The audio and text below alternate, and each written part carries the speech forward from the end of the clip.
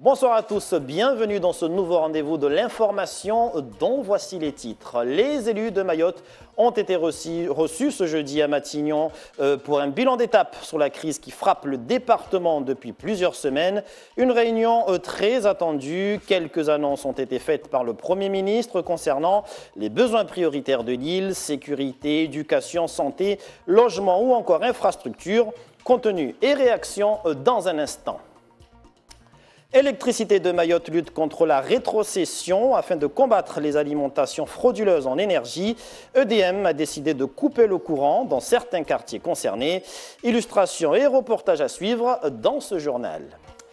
Et puis nous parlerons de la campagne de lutte contre les maladies contractées par les moustiques, à l'instar de la dengue. Nous avons suivi une équipe de l'Agence régionale de santé qui mène des actions de prévention sur le terrain. Les élus de Mayotte ont donc été reçus ce jeudi à Matignon par le Premier ministre. Une rencontre au sujet des travaux engagés par l'État pour l'amélioration de la vie quotidienne des Mahorais. Édouard Philippe a annoncé plusieurs mesures concernant différents secteurs d'activité. Retour sur cette réunion avec Miss Baudine Bakar et Philippe Hernando. Les parlementaires, l'association des maires, quelques conseillers départementaux, la délégation mahoraise est au complet à Matignon pour cette première rencontre bilan d'étape. 2h30 plus tard, les élus sortent plutôt satisfaits avec des engagements. La création de l'ARS, la création d'un rectorat, je dirais, de plein exercice à Mayotte, l'agrandissement de l'hôpital, les routes, le contournement de Mamoudzou. On sent une volonté justement d'aller de l'avant sur le montée sur le rattrapage du retard de Mayotte. On a en tout cas aujourd'hui l'impression que l'État a compris les Mahorais, a compris la douleur des Mahorais, a compris l'attente des Mahorais. Une présence accrue de l'État, des annonces chiffrées, près de 2 millions d'euros pour l'hôpital. Mais derrière cette photo, la vigilance reste de mise. C'est une bonne direction. Maintenant, si vous me demandez est-ce que c'est suffisant, je voudrais que nous sommes au milieu du gué, puisque la mission va repartir et nous allons continuer à travailler, à y réfléchir. Nous avons posé sur la table un certain nombre de sujets. Moi, à titre personnel, je considère que si nous n'avons pas de réponse satisfaisante sur la question de la piste longue, il me sera difficile de dire que je suis satisfait. Pas de nouvelles mesures de lutte contre l'immigration clandestine, mais pour le sénateur Tani, aucune piste ne doit être écartée. Le défi aujourd'hui, c'est de démontrer, j'allais dire à la terre entière, que pour approcher les problèmes de Mayotte et la problématique du droit du sol, il faut comprendre ce qui se passe là-bas, où la moitié de la population est en situation irrégulière. La ministre des Outre-mer est attendue dans l'île vers la mi-mai. Et pour y voir un peu plus clair dans le discours prononcé aujourd'hui par Édouard Philippe, je vous propose d'écouter un extrait qui reprend l'essentiel des mesures annoncées. On l'écoute. Nous allons faire évoluer l'organisation de l'État et de ses opérateurs sur place. J'en prends quelques exemples. Les enjeux de santé et d'éducation sont spécifiques à Mayotte. Nous allons donc poser les bases d'une agence régionale de santé de Mayotte et créer un rectorat de plein exercice pour le département. C'était une demande formulée avec force, une demande légitime à laquelle nous allons répondre. De même, Pôle emploi va renforcer l'autonomie de sa direction basée à Mayotte. Nous avons abordé les relations avec l'Union des Comores et plus globalement la question de l'insertion de Mayotte dans son environnement régional. L'immigration est évidemment au cœur de nos échanges diplomatiques. Mais ce matin, nous avons aussi convenu qu'un dialogue approfondi avec l'Union des Comores doit contribuer au développement des services publics et de l'économie de l'archipel. Je pense aussi à la coopération sanitaire qui fait l'objet d'une mission. Le ministre de l'Europe et des Affaires étrangères rencontre aujourd'hui son homologue des Comores. Le statut de Mayotte comme département et région d'outre-mer définit clairement les responsabilités de l'État et les collectivités du territoire, conseil départemental comme mairie. Cela n'exclut pas, bien sûr, à la demande des élus, des adaptations lorsque la situation l'exige, comme le prévoit d'ailleurs l'article 73 de la Constitution et comme y réfléchissent les élus de Mayotte. Un discours du Premier ministre qui a été scrupuleusement suivi par la classe politique locale. Isiaka Abdillah, ancien conseiller général de Bandaboua et membre des socialistes, était l'invité ce midi de votre émission Place Publique. Je vous propose d'écouter sa réaction. C'est un discours qui est totalement vide, qui va à l'encontre de la demande des Mahorais. Est-ce que le Premier ministre, à aucun moment n'a pas évoqué le problème de l'embargo du veto comorien à propos des conduites à la frontière? C'est affligeant. C'est affligeant. On parle de contournement de Mamoudzou. À quel horizon? Quelle date? Quels moyens? On me parle des aires de sécurité pour l'aéroport. On n'a pas parlé d'agrandissement de l'aéroport de Pamandzi. Si vous avez entendu un mot qui s'appelle allongement de la piste, il faudra me le rappeler. Le rectorat, on en a parlé, mais ça on le sait. Et il a même dit, le Premier ministre, que les constructions scolaires, ce serait une longue... Parce qu'on part de loin, a-t-il dit. Parce qu'on part de loin, mais non, on ne part pas de loin. On a construit tellement des écoles à Mayotte depuis 30 ans, on part de loin. Donc qu'on nous dise les 300 salles de classe, quand est-ce qu'on va pouvoir les livrer? Parce qu'à Mayotte, les naissances, c'est une salle de classe par jour. D'autres réactions suite au discours d'Édouard Philippe, celle de la population qui a suivi en direct l'allocution du Premier ministre. Laïni Saïdachim et Daniel Abdou ont recueilli quelques réactions dans un restaurant au centre-ville de Mamoudzou. Regardez. Mayotte sera dotée d'un rectorat et d'une agence régionale de santé de plein exercice. Ce sont les grandes annonces du Premier ministre à l'issue de cette rencontre avec les élus mahorais. Une réponse réelle aux 4 grands volets des revendications de la population, la sécurité, la santé, l'éducation et le développement économique. Seul bémol, pas de chiffres ni de calendrier avancé, un travail que devra certainement effectuer les ministères concernés. Il faut faire un chèque. On met de l'argent, ça fonctionne, il y a du personnel, il y a de l'équipement. On est tous d'accord. Comme il a dit, il faut l'infrastructure. Il a également dit, M. Édouard Philippe, c'est bien beau de dessiner des choses, il faut aussi savoir les réaliser. Par rapport à l'immigration clandestine, je pense que là, ce ne sera pas juste une question d'argent. Je pense qu'il faudra vraiment une action, j'espère pas militaire, mais qu'il faudra peut-être vraiment trouver un accord commun avec, comme il disait, les voisins, quoi. Il y a eu des avancées, il y a eu des réponses, mais quand on a pu mettre 101 mesures, on n'en est pas là, parce qu'ils n'ont pas chiffré, ils n'ont pas cité les mesures un à un, mais dans ce qui a été cadré, je pense qu'on aura quand même un avancé. D'autres lisent dans ces annonces une certaine frilosité de la part d'Édouard Philippe. Les professionnels durement touchés par la crise sociale que vient de connaître notre île auraient souhaité que le gouvernement assume une volonté de faire rayonner notre île dans l'ensemble du canal de Mozambique. Donc j'ai rien entendu sur nos rapports avec la région de Bouéni de Madagascar. J'ai rien entendu dans le rayonnement de Mayotte comment s'appelle au Mozambique. J'ai rien entendu avec les Seychelles. Et pourtant l'Europe donne des licences de pêche, bon je suis pêcheur, aux Seychellois. J'ai rien entendu de dire pourquoi qu'on ne se rapprocherait pas nous Mayotte aussi des Seychelles, puisque nous avons en fait des zones qui sont très proches de chez nous. Donc oui, nous installer dans un cadre de dire coopération, vous devez vivre avec les Comores, oui, oui, s'ils veulent de nous, pourquoi pas. Mais en tout cas, ce n'est pas le cas aujourd'hui. Je suis complètement déçu de ce type je dirais, de propos à des niveaux aussi hauts qui efface ou qui évince, je dirais, notre île. Si la plupart des points évoqués sont dans la lignée de la plateforme des revendications de l'intersyndicale et du collectif des citoyens de Mayotte, il y a comme une désillusion chez de nombreux Mahorais qui avaient mis tout leur espoir sur cette rencontre. Avec nous sur ce plateau pour commenter le discours et les annonces du Premier ministre, le syndicaliste Rivo Malala Rakotonda Velo, secrétaire départemental du SNUIPP. Bonsoir. Bonsoir. Alors on l'a vu et entendu, le Premier ministre a évoqué les grands axes du plan de rattrapage de développement du département, un plan qui couvrira les besoins prioritaires, notamment en matière de sécurité, de santé, de logement, mais également d'éducation, un sujet qui vous intéresse. Quelle est votre réaction par rapport à son discours?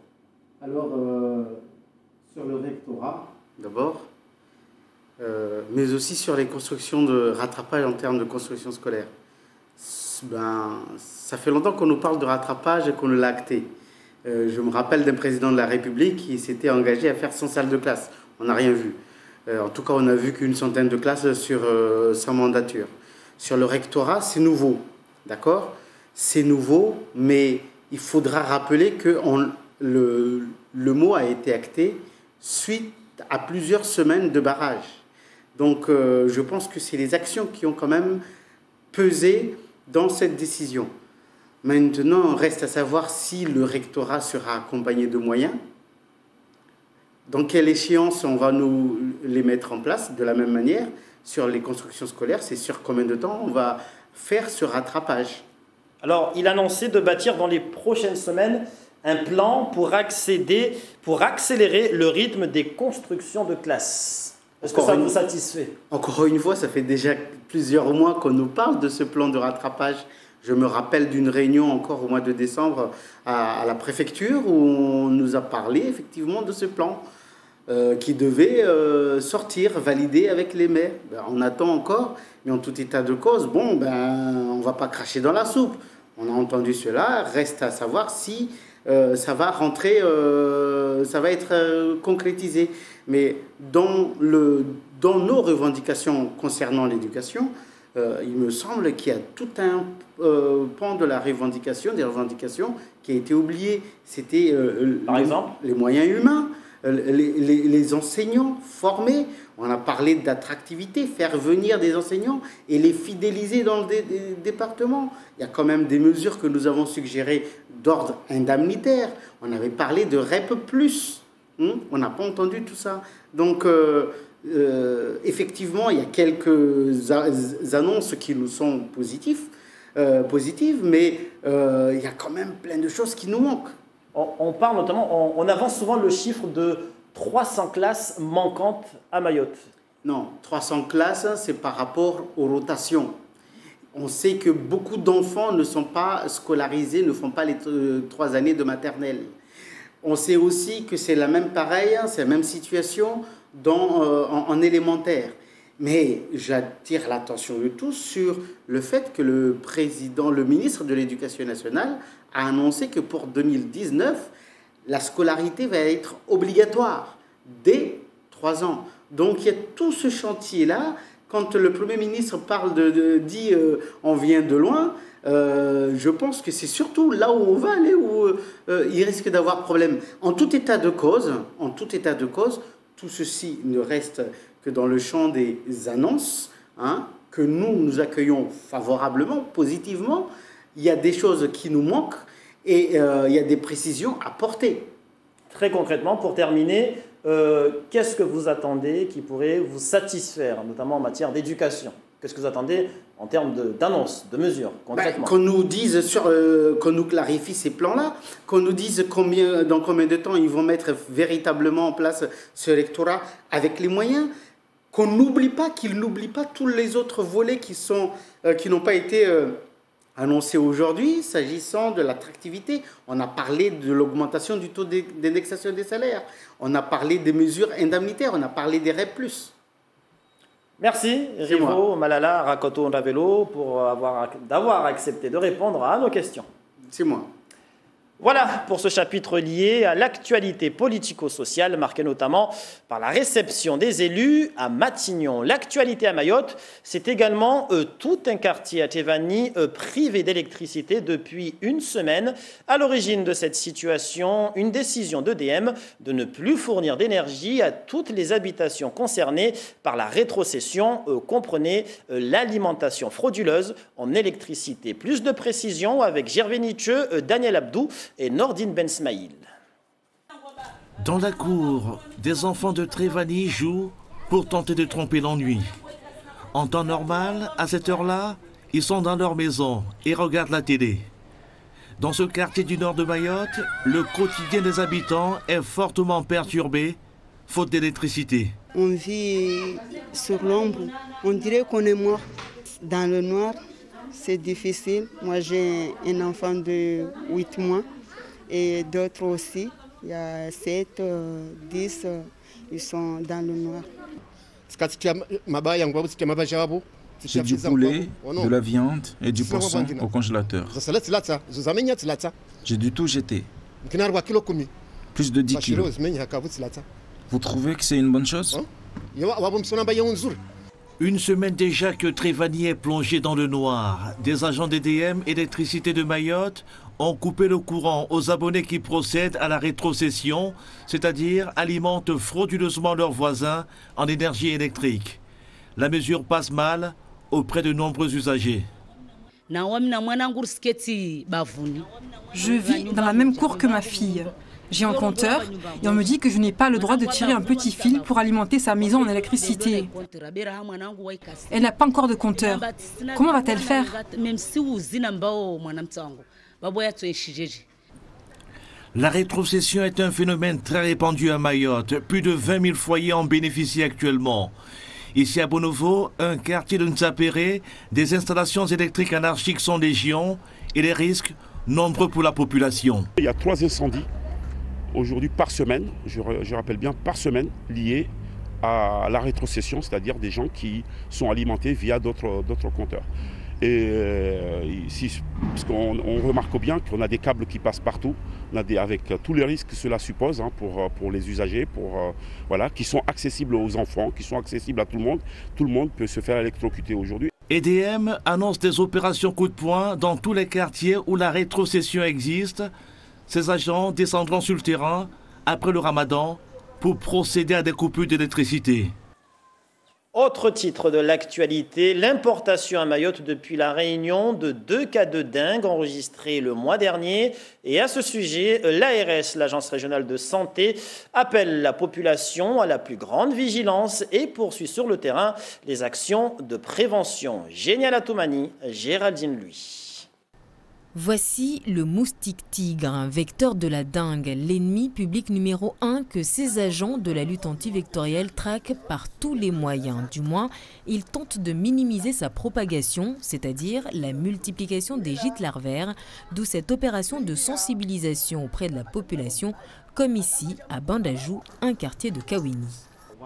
À cette jeune fille, Bako explique ici que les moustiques apportent le paludisme ou encore la dengue et ces maladies pourraient être, on va dire, évitées en ayant des gestes simples comme ne pas laisser des eaux stagnantes, notamment sales, à l'air libre. Au bout de 5 jours seulement, elles peuvent devenir des vrais nids à moustiques. Il faut donc couvrir les récipients d'eau. Là où on passe, on doit obliger de faire le point GPS.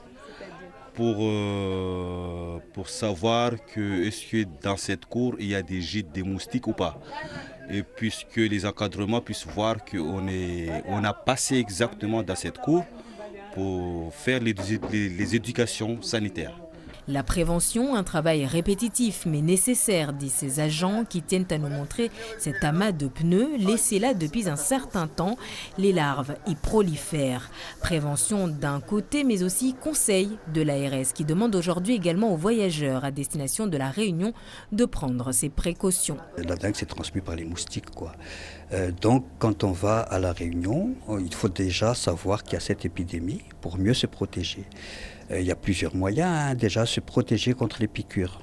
Il y a principalement ce qu'on appelle les répulsifs qui sont vendus dans les pharmacies pour éviter à ce que l'on se fasse piquer et qu'on attrape la maladie.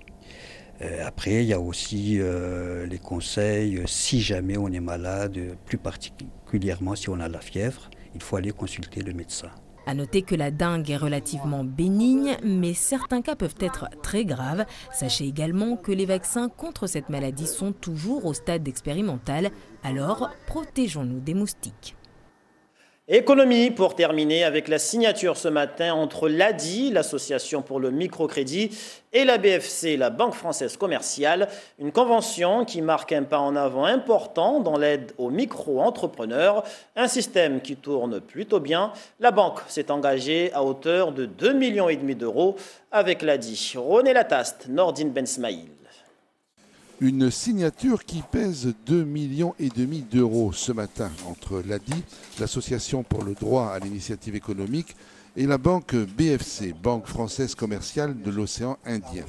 Elle tombe à point nommé au lendemain d'une paralysie de l'économie de 45 jours. C'est plutôt le hasard du calendrier. On est aujourd'hui en période de sortie de crise.